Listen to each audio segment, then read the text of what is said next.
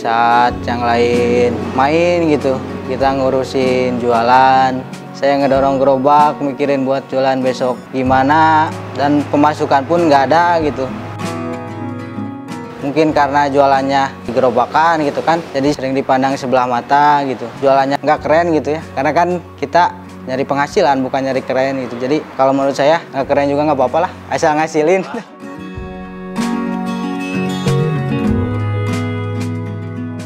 Assalamualaikum warahmatullahi wabarakatuh. Nama saya Piki Fahruroji, owner dari Angkringan Soeharti yang berlokasi di Ciamis. Umur saya 30 tahun.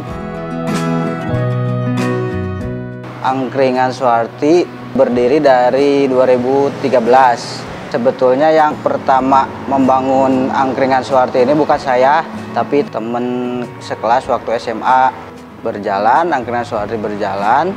Terus teman saya itu pindah ke Bandung, buka usaha lagi. Si angkringan ini masih tetap jalan, cuma nggak ada yang nge-handle gitu, nggak ada yang ngurus. Semenjak waktu SMA juga saya senang berjualan gitu. Dari berjualan pulsa, terus jualan keripik yang disimpan-simpan di warung yang keliling, saya pernah. Terus jualan sepatu waktu kuliah pernah. Nah mungkin teman saya lihat saya juga senang jualan dan saya stay di Ciamis gitu. Jadi minta bantuan buat nge-handle angkringan ini. Berjalan terus, usaha teman saya yang di Bandung perkembangannya lebih cepat, lebih maju. Dari situ mungkin perlu modal lagi, dijual ke saya gitu. Jadi saya meneruskan dari 2017, kalau dari 2017 udah saya nge-handle. Nama Soeharti itu juga diambil dari ibu teman saya yang itu, nama ibunya gitu.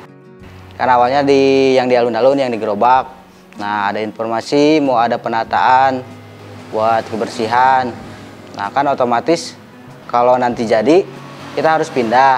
Nah terus kita prepare gitu sebelum kita pindah. Nyari dulu, buka dulu, jadi di saat udah ditata gitu ya, udah pindah, kita udah langsung buka gitu. Nggak nunggu proses nyari tempat. Terus saya kepikiran gitu, karena udah banyak kafe gitu, udah banyak kedai, coba yang di ruko gitu, yang nggak digerobakan lagi. Terus lihat yang di Jogja, ada yang terkenal sih di sana, Pendopo Lawas. Kita ngambil dari sana inspirasi, kita buka di sini, buka di sana. Jadi di saat di sana udah ditata gitu, udah harus pindah, kita udah ada di sini. Tapi alhamdulillah gitu, yang ini berjalan, yang itu masih berjalan. Kalau waktu yang pertama yang digerobak modal 20 juta, sama gerobak, sama peralatan segalanya komplit 20 juta.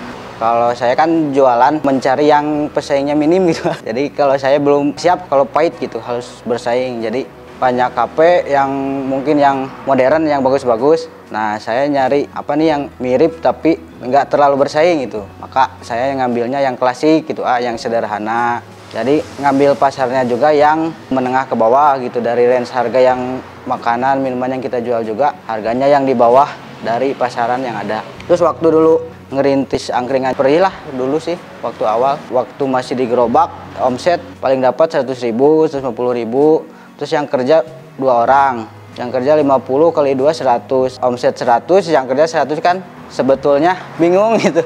Tapi dijalani sih aja, alhamdulillah. Waktu pas ngerintis ini, yang penting jalan, yang kerja ada buat bayar. Kalau lebih buat saya nomor 2 lah gitu. Yang penting mah jalan aja dulu ya. Kan dari angkringan belum seberapa gitu ya. Paling waktu awal-awal saya kebagian 200.000, 400.000 dalam sebulan. Saya sendiri gitu. Kalau yang kerja kan 1 juta, 1,5 juta. Kalau saya kebagian paling 400.000, 200. 700.000 udah alhamdulillah udah gede itu dulu. Ya karena senang, mungkin karena senang ngejalaninnya gitu Jadi seru aja gitu. Meskipun hasilnya belum terlihat, tapi kalau kita nyaman jadi jalani aja terus gitu Terus kan enaknya kalau usaha, misal pun pendapatan kita kecil, lebih gede yang kerja, tapi kan kita ada waktu gitu, bisa nyari kegiatan lain, bisa nyari penghasilan lain. Waktu itu kan masih di gerobak, masih berdua sama teman saya. Saya juga kan nggak ada basic berjualan gitu. Orang tua nggak ada yang berjualan, keluarga nggak ada yang berjualan. Ya terus dibimbing sama teman saya. Teman saya keluar gitu, saya sendiri. Jadi otomatis mau nggak mau gitu. Udah punya yang kerja 2, terus ngurus gerobak, ngehadapi yang kerja belum bisa. Terus kalau ada trouble di gerobak bingung, ngadapi pembeli bingung gitu, ngadapin yang kerja bingung. Dan belum lagi kalau hujan, kan masih di gerobak ya. Jadi kalau hujan gitu sih buat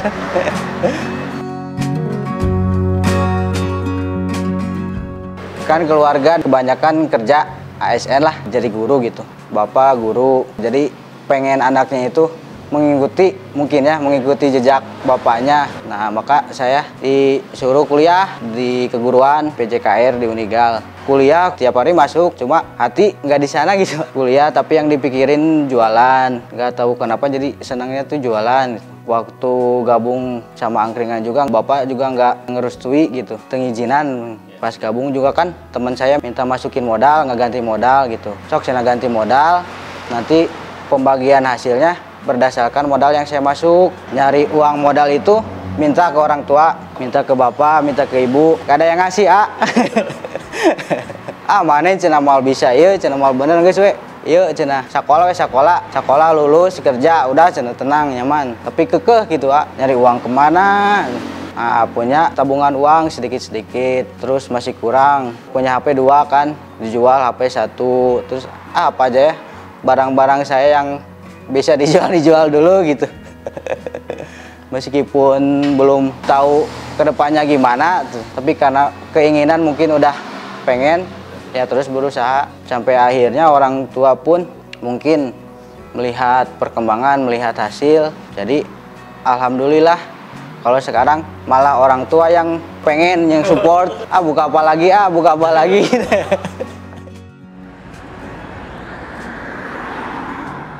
Kalau awal-awal ya omset aja itu 100.000, 150. Barang yang kita jual dulu di range harga 2.000, 5.000. Kalau dulu dari jam 5 sampai jam 2 pas awal. Kalau sekarang dari jam 4 sampai jam 12. Kalau dulu sih belum. Mungkin karena di sini belum terbentuk market angkringan gitu. Ya jadi masih sepi gitu. Cuma kenapa jam 2 ya mengikuti, kan kita ngambil inspirasinya dari Jogja, angkringan dari Jogja, bukannya sampai jam berapa kan. Jadi ngikutin itu aja gitu. Meskipun sampai jam 2 yang beli nggak ada, jadi coba sih. Karena di sini dulu belum banyak tempat nongkrong, belum banyak kafe-kafe. Nah, kita lihat dari Jogja, terus yang dikiranya cocok sama harga dan segala macam, saya lihat angkringan, maka ya ini. Ya dulu juga ada, cuma ya gitu, buka berhenti. Cuma yang bertahan ya alhamdulillah, angkringan yang ini gitu, angkringan Suharti.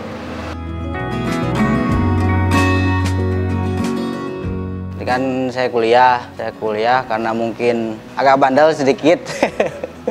Waktu SMA juga sering bolos, jadi masuk kuliah bebas, jadi sering bolos juga sama banyak nilai yang kosong. Terus belajar males-malesan gitu, karena mungkin pikirannya bukan ke sana ya. Nah, waktu mau akhir-akhir kan nilai saya banyak yang kosong. Bayar perbaikan, pas mau store nilai ternyata nilainya kosong. Jadi kuliah pun nggak beres sebetulnya. Padahal orang tua sangat berharap gitu saya lulus, saya bisa kerja. Sampai bapak saya meninggal juga, saya nggak lulus, udah keburu nggak ada. Terus yang tadinya nggak setuju usaha, saya kekeh di usaha. Ya itu sih yang bikin kurang saya itu bapak saya sih. Pas saya udah bisa jalan, pengen ngebuktiin gitu bahwa saya bisa, bapak saya keburu meninggal gitu.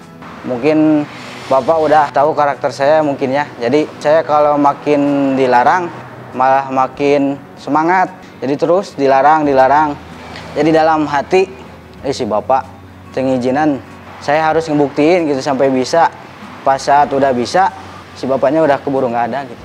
Ya banyak pro kontra lah dulu, karena mungkin bukan di keluarga yang basicnya pedagang, jadi keluarga juga banyak yang nggak setuju gitu, lebih banyak yang setuju kerja aja gitu. Ya banyak lah godaan buat terus survive berjualan gitu.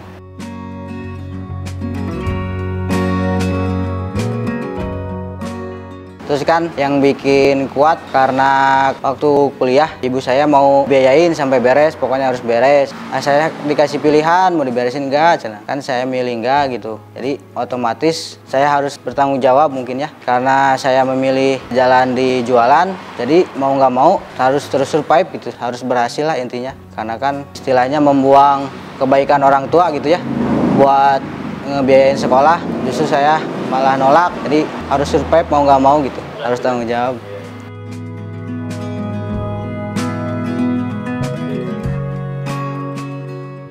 Ya waktu COVID sangat berpengaruh sekali sih waktu COVID ya, karena kita tempat nongkrong, otomatis kita banyak yang ngumpul, banyak yang bareng-bareng ngumpul di sini. Yang saya bingung justru di sini malah ramai gitu, karena mungkin kedekatan sama konsumen. Ramai kan otomatis harusnya senang, tapi kan ya bingung gitu. Takutnya ada apa-apa, takutnya jadi ada yang kena atau apa gitu. Bahkan sering sih kita sering diperingati gitu. Kan waktu itu harus di take away, harus dibungkus. Kita udah nyaranin, tapi pada maksa gitu, pada nggak mau. Jadi bingung gitu. Saya mau ngusir nggak bisa, nggak diusir saya yang kena, dan akhirnya kena juga.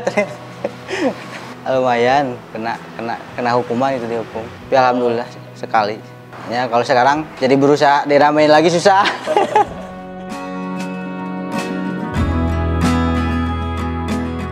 Ya sulit sih, karena kan kebetulan saya juga belum pernah merasain dunia kerja gitu ya, belum pernah terjun langsung jadi karyawan seperti apa. Jadi menghadapi yang kerja bingung juga, sulit gitu ya. Ya mungkin dari pengalaman nemuin karyawan kayak gini harus gimana gitu. Sempet ada yang nakal gitu kan, banyak yang aneh-aneh lah gitu. Ya triknya nanti ketemu sendiri gitu, seiring perkembangan gitu.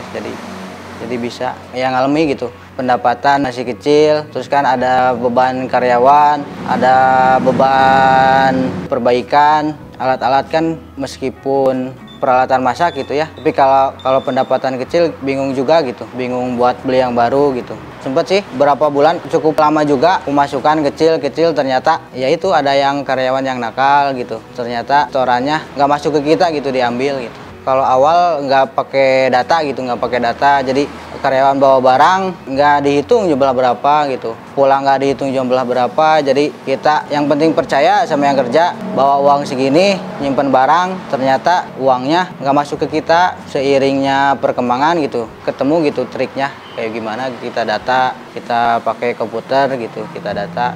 Jadi ketahuan penjualan berapa gitu, yang barang yang keluar berapa, yang habis apa gitu. Jadi ketahuan. Kalau sekarang udah ketemu pembukuannya mungkin.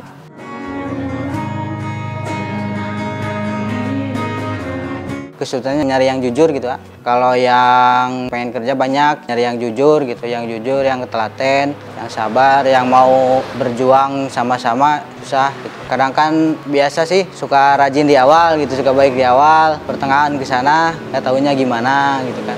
Jadi ya saya percaya aja gitu, kalau ada yang apa-apa percaya. Nanti kalau udah misalkan ada keburukan ya udah gitu, nyari aja yang baru gitu. Mulai stabil pas kita masuk di 5 tahun ke sana, baru mulai stabil, baru mulai enak lah gitu, mulai ada penghasilan, mulai ada pemasukan buat kitanya. 1 sampai 5 tahun terus berjuang gitu, di sabaran. 5 tahun pertama harus kuat lah. Pasti kan pas melalui 5 tahun itu banyak godaan, mending berhenti, mending kerja lain, mending usaha lain gitu. Tapi ya harus, kalau udah bikin satu, beresin dulu satu gitu, jangan udah bikin ini ada trouble, ada kendala, nyari yang lain. Justru kalau gitu malah mungkin sulit kalau menurut saya gitu.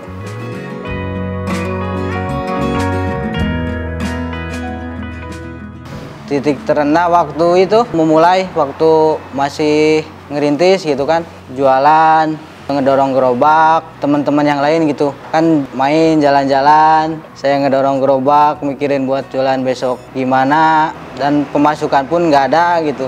Sebetulnya pengen kayak orang-orang gitu ya, tinggal main enak, tapi ya kita harus yakin gitu, terus ngadepin trouble di saat yang lain main gitu. Kita ngurusin jualan, mungkin karena saya jualannya di gerobakan gitu kan, jadi sering dipandang sebelah mata gitu. Mungkin karena jualannya nggak keren gitu ya, karena kan kita nyari nyari penghasilan, bukan nyari keren gitu. Jadi kalau menurut saya nggak keren juga nggak apa-apa lah, asal ngasilin. Kita kan nyari uang gitu, bukan nyari gaya. Jadi di saat bapak meninggal gitu kan, jadi ibu juga jadi ada pemasukan lagi dari jualan. Banyak yang pro kontranya gitu.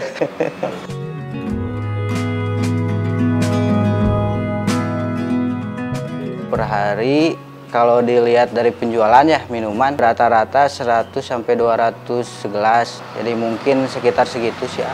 Kalau rame ya Sabtu Minggu, Jumat Sabtu. Kalau dari omset mungkin kalau weekend bisa sampai 2 juta sampai 4 juta kalau lagi rame. Kalau hari biasa di 1 juta sampai 1,5 juta. Sebulan rata-rata di 30-40 sih ya, 40 juta omset, tapi itu omset masih kotor gitu kalau lagi rame gitu. Mudah-mudahan ramai terus. Tapi alhamdulillah bisa menghidupi saya gitu, bisa menghidupi keluarga, bisa menghidupi teman-teman yang kerja. Kalau dibilang besar sih belum terlalu besar, tapi ya alhamdulillah gitu atas izin Allah saya buat biaya hidup. Kalau sekarang total ada 5, yang di sini 3 orang, yang di gerobak 2 orang. Terus kalau yang di dapur ibu 1 orang yang ngurus dapur gitu. Terus kan ada sebagian barang juga dari yang nyimpen gitu, nggak semua bikin sendiri. Kalau persiapan dari pagi, dari jam 9, berangkat jam 4, beres jam 12-an.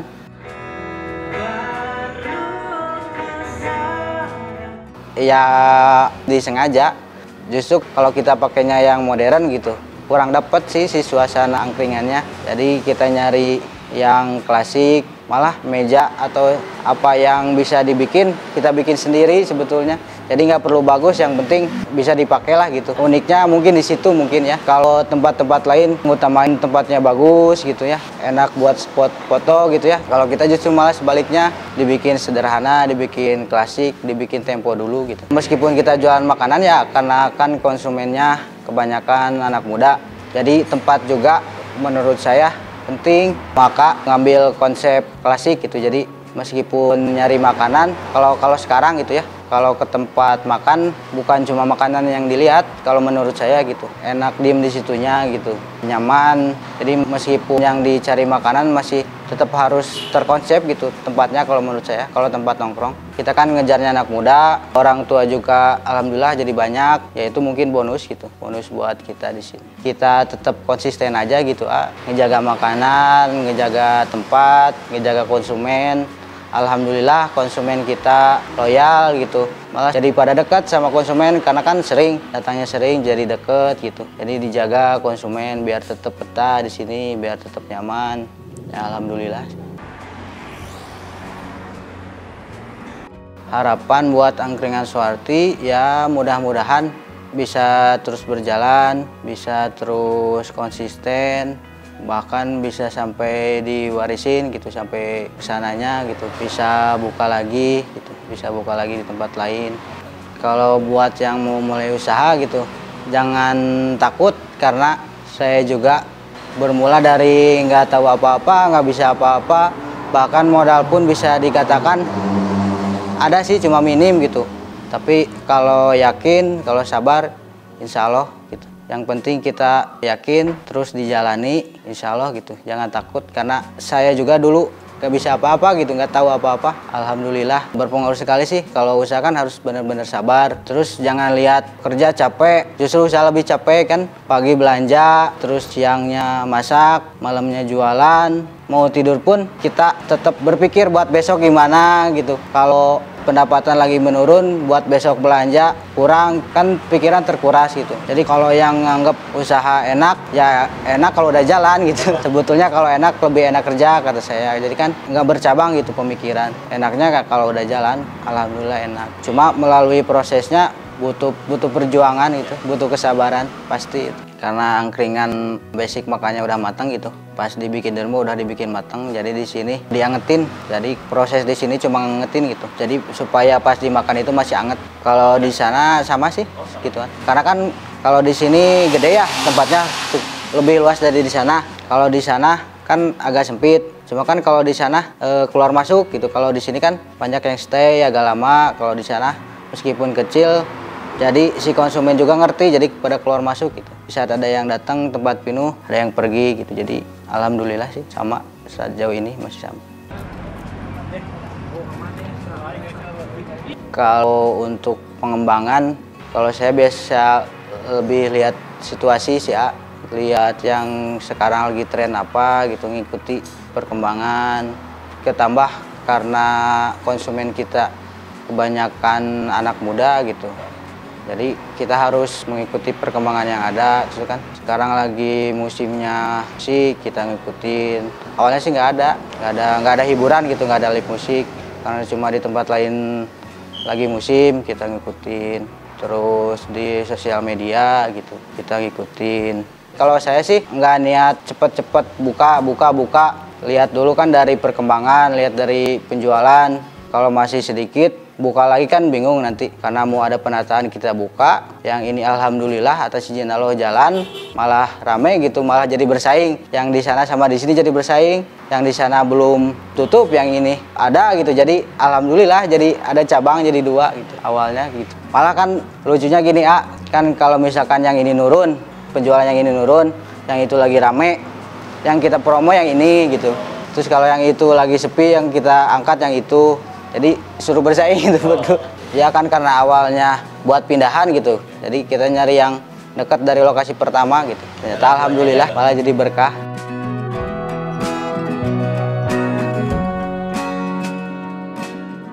Pencapaian ya alhamdulillah gitu, buat biaya sehari-hari, buat biaya nikah kemarin, biaya nikah dari hasil dari angkringan, udah kebeli tanah gitu. Ya itu sih paling ditabung, sisanya ditabung. Karena kan pasti nanti kelanjutannya pengen apa lagi gitu. Jadi kita spend buat persiapan ke depannya. Pengen sih gitu, pengen keluar Ciamis gitu, pengen keluar kota, pengen nyoba. Dari saya pribadi sih yang penting yakin. Intinya kita harus yakin dulu, terus harus sabar, bener-bener harus sabar gitu. Karena bentuk sesuatu itu nggak mungkin cepat, susah. Kalau setahun 2 tahun pasti sulit. Jadi kita harus ngelewatin prosesnya. Kita harus yakin sama yang kita kerjakan itu, harus yakin gitu. Terus aja gitu, insya Allah gitu hasilnya.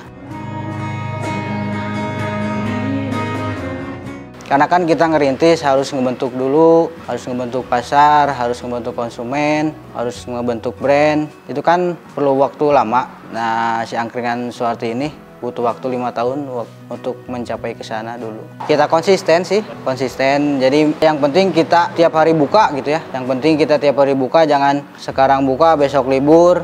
Besok buka libur, jadi kan si konsumen bingung. Jadi nggak ada pemasukan, kita harus tetap buka, jaga brand gitu, jaga nama kalau kita. Jadi takutnya di saat ada yang mau datang, kitanya tutup.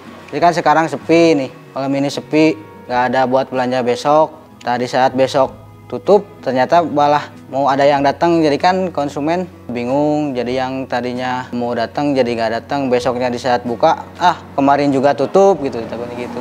Yang penting konsisten, buka terus, dijalani gitu ya. Nggak ada pemasukan, yang harus terus tetap survive gitu. Di saat mulai harus siap segalanya dulu. Saya juga pas memutuskan jualan juga nggak langsung mau jualan terjun. Ya itu dulu sih matengin dulu gitu sampai benar-benar yakin, baru mengorbankan segalanya gitu, siap segalanya gitu. Halo, saya Piki Fahruroji, owner dari Angkringan Suharti. Semoga dari tayangan ini bisa ada manfaatnya buat yang nonton, terus buat yang mau mulai usaha, semoga lancar. Jangan pernah takut, jangan pernah pesimis. Saya bukan siapa-siapa, menganggap kita nggak bisa. Yang penting kita terus yakin, survive, sabar. Masalah hasil kita serahin gitu sama yang maha pemberinya. Assalamualaikum warahmatullahi wabarakatuh.